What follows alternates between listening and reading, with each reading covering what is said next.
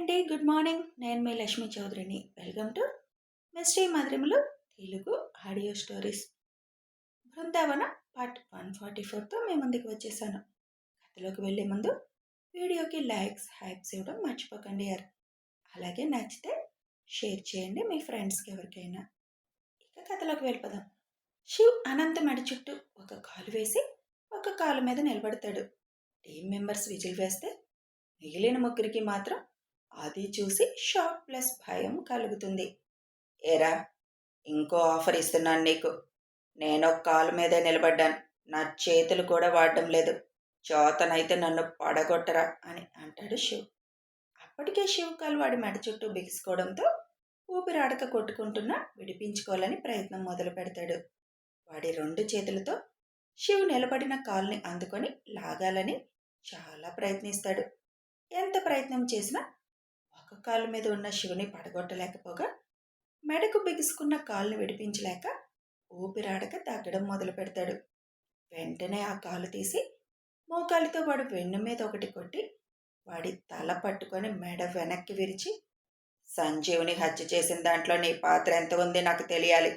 మర్యాదగా చెప్తావా, వేరేగా చెప్పించమంటావా అని అంటాడు శివ్.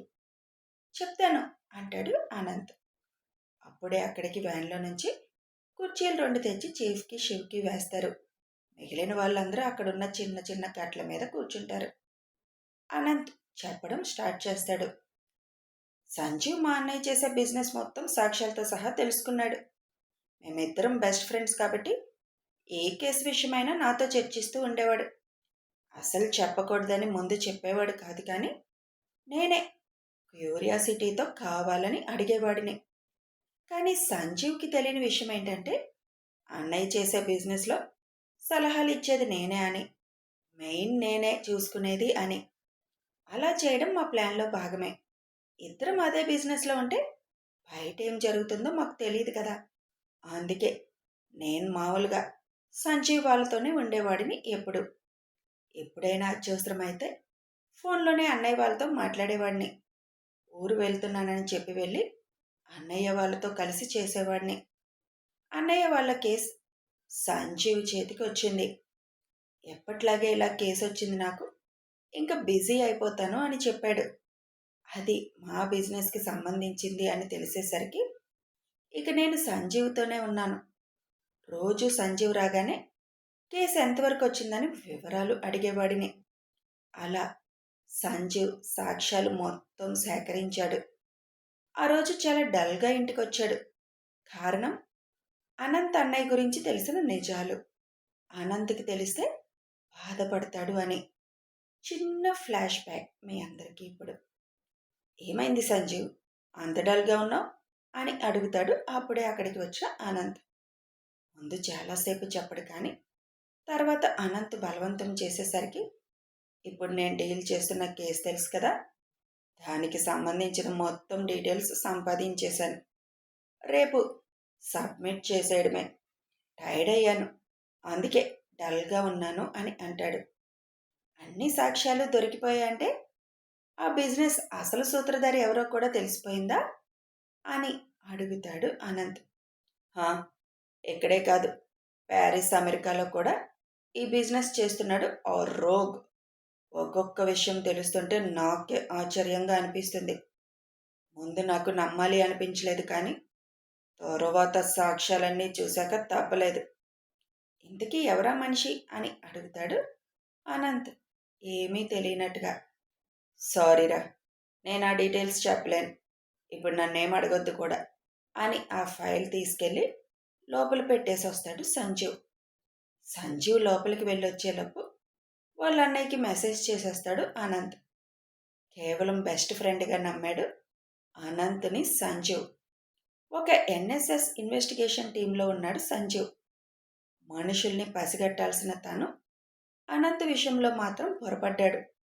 కారణం, చిన్నప్పటి నుంచి ఒకే దగ్గర కలిసి పెరగడం, కలిసి చదువుకోవడం, ఇద్దరు బెస్ట్ ఫ్రెండ్స్గా మారిపోవడం.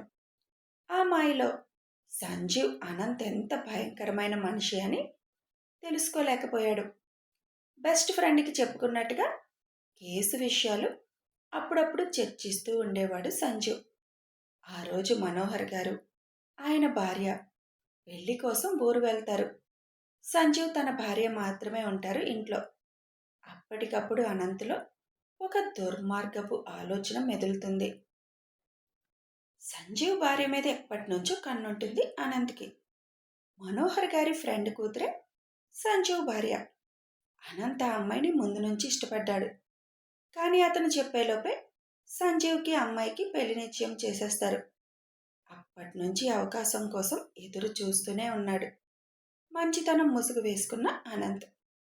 తన అన్న పంపించిన వాళ్ళు రావడానికి ఇంకా పావుగంట టైం ఉండడంతో సంజీవ్ తన ఆఫీస్ రూంలోకి వెళ్ళగానే ఆ డోర్ వేసేస్తాడు అనంత్. ఏం చేస్తున్నావురా? డోర్ ఎందుకు వేశావు? నీ కాటలు ఇంకా పోవా?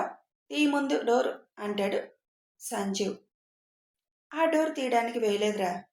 ఈ రోజుతో నువ్వు ఎలాగూ పైకి పోతున్నావు. నీతో పాటు నీ భార్యను కూడా పైకి తీసుకువెళ్దు గాని అని 9వ నెల రావడంతో అలసటగా ఉండి రూంలో పడుకున్న సంజీవ్ భార్య దగ్గరికి వెళ్ళడానికి సిద్ధమవుతాడు.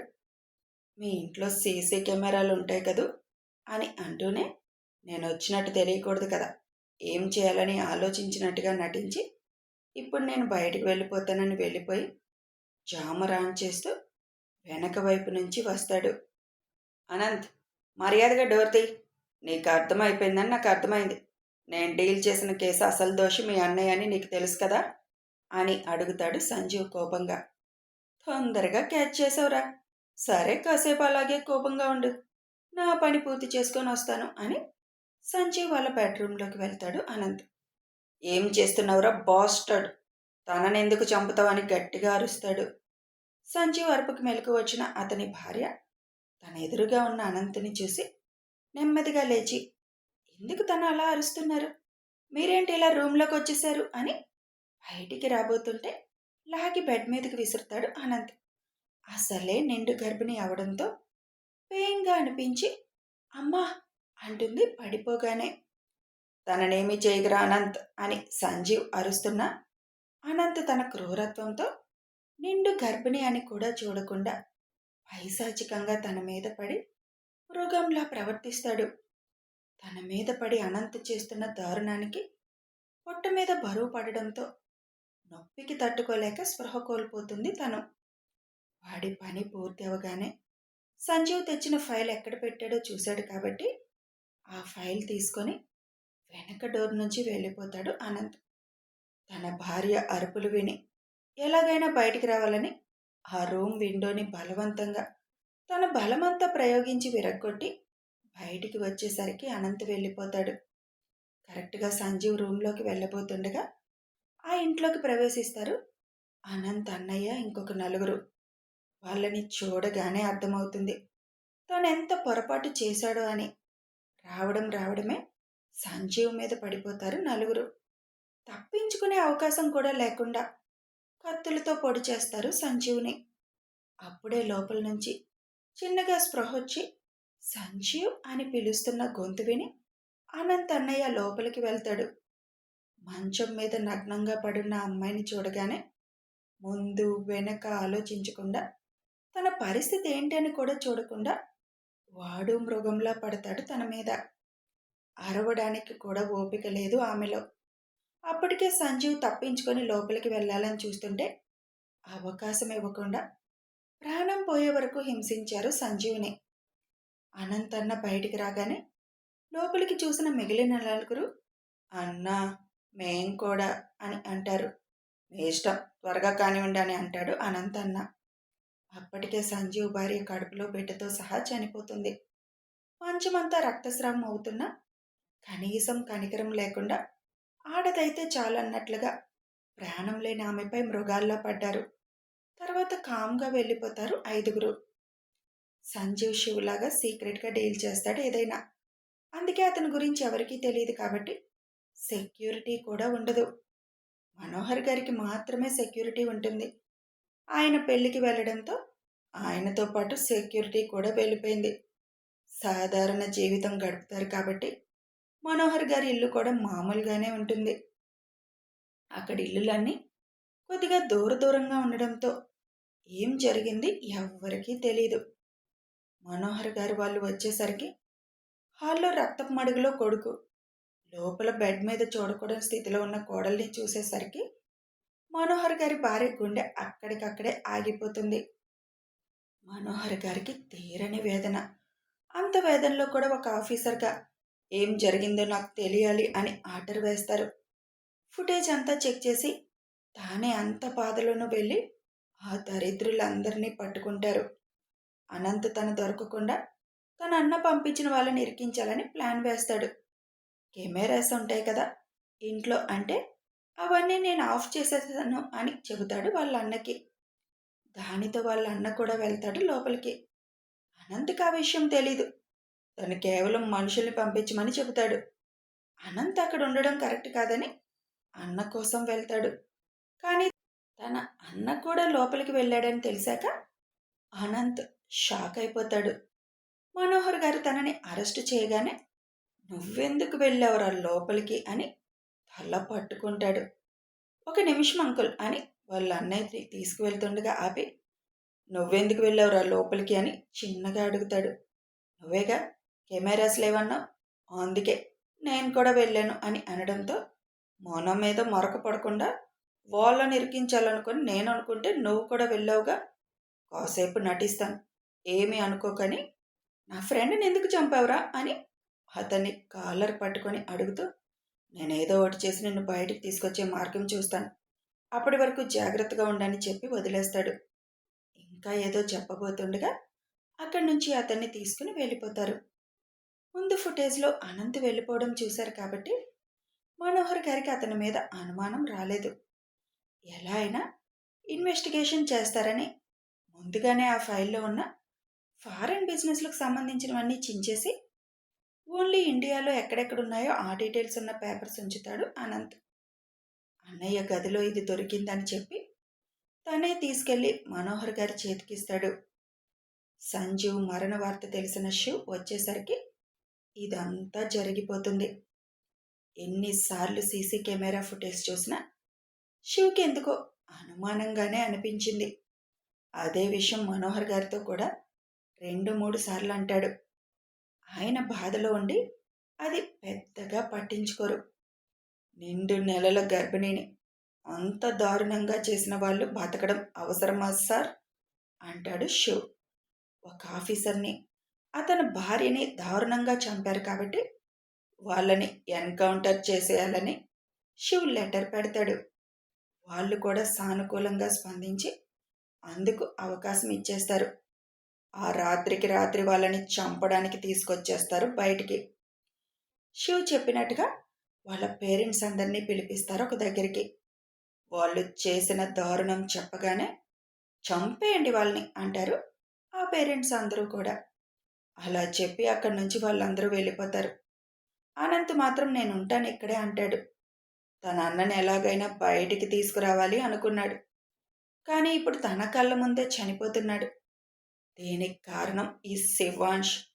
అప్పుడే కసి పెంచుకుంటాడు. శివ్ 5గురిని వరుసగా నిలబెట్టి మీకు నరకం చూపించి చంపాలి, కానీ మాకు అంత టైం లేదు, అందుకే అని చెప్పి ఒక్కొక్కరిని శివ్ ఒక్కొక్కరికి 10 నిమిషాల వరకు నరకం చూపించి చంపుతాడు. అప్పుడే రెజీనా కూడా అటు వస్తూ తన అన్నని శివ్ చంపడం చూస్తుంది. అప్పుడే అనంత్ మొహం చూసిన శివ్కి బాగా తేడాగా అనిపించి తనని కూడా నేను ఇన్వెస్టిగేషన్ చేస్తాను సార్ అంటాడు. తనదేం తప్పులే శివ్, ఇప్పటికే వాళ్ళ అన్న గురించి బాధపడుతున్నాడు. ఇప్పుడు వాడిని కూడా ఇన్వెస్టిగేషన్ అంటే వాళ్ళ పేరెంట్స్ బాధపడతారు వద్దులే అని అంటారు ఆ రోజు. ఫారెన్లో బిజినెస్లు అలాగే ఉండిపోయాయి కాబట్టి ఇక్కడ ఉండలేనని అందరికీ చెప్పి ఫారెన్ వెళ్ళిపోతాడు అనంత్. వెళ్లే ముందు రెజీనాని తనతో రమ్మంటాడు. రెజీనా అందుకు ఒప్పుకొని వాడితో వెళ్ళిపోతుంది. అక్కడికి వెళ్ళాక రెజీనాకి కూడా శివ్ మీద పగ పెంచుతాడు. అబద్ధం చెప్పారు, వాళ్ళెవరో చేసిన నేరానికి మన వాళ్ళని చంపారు అని చెప్పేస్తాడు. దాంతో రెజీనా నమ్మేస్తుంది ఆ మాటలను. అప్పటినుంచి పగ అంటూ బతుకుతుంది.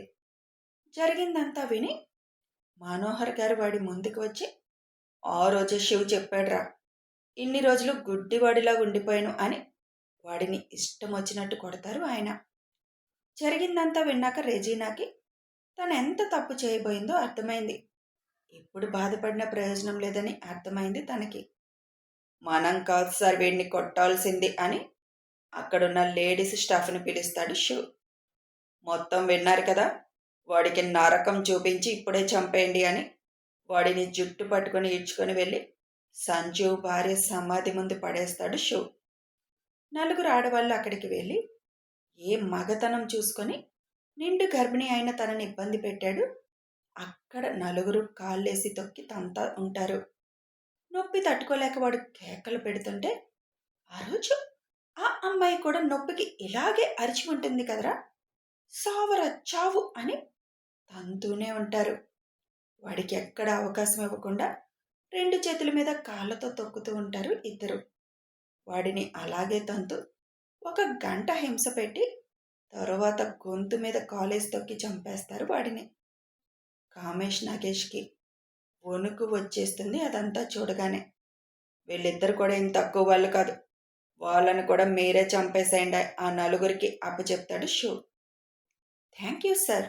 ఇన్నాళ్ళకి ఎంతోమంది బలైపోయిన ఆడవాళ్ళందరూ సంతోషంగా పైనుంచి చూస్తూ ఉంటారు అని వాళ్ళిద్దరినీ కూడా లాక్కెళ్ళి హింస పెట్టి చంపేస్తారు నలుగురు. ఈ అమ్మాయిని ఏం చేద్దాం శివ్ అని అడుగుతారు మనోహర్ గారు. కథ కొనసాగుతుంది. మరి శివ్ అనంత్కు వేసిన శిక్ష కరెక్టేనా? ఆ అమ్మాయిని ఇప్పుడు ఏం చేయబోతున్నారు తెలియాలి అంటే కథని ఫాలో అయిపోండి. వీడియో నచ్చితే ఒక లైక్ చేయండి, షేర్ చేయండి, కామెంట్ రూపంలో మీ అభిప్రాయం తెలియజేయండి. సబ్స్క్రైబ్ చేసుకొని ఛానల్ సపోర్ట్ చేయండి. Thanks for watching.